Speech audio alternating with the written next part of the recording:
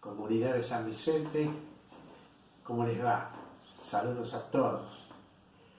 Acá estamos con mi señora, no digamos anclado en París, pero sí anclado en La Plata, esperando el vuelo de repatriados o de varados.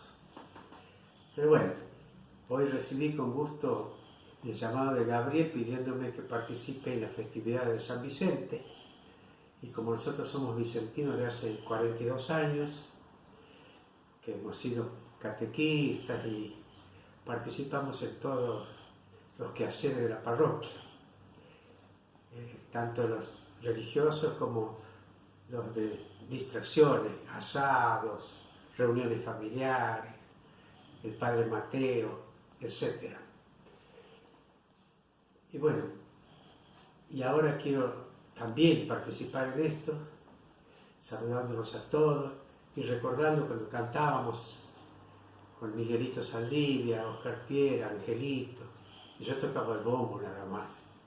Y ahora me voy a atrever a tocar un poquito la guitarra y también dedicarles una cancioncita para nuestro San Vicente.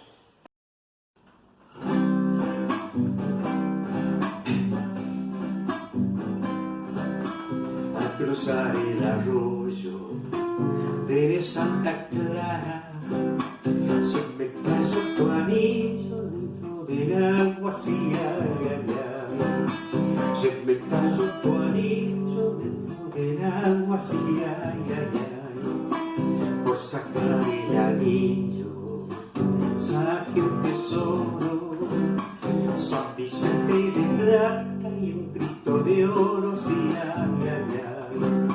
San Vicente de plata y un Cristo de oro, sí, ay,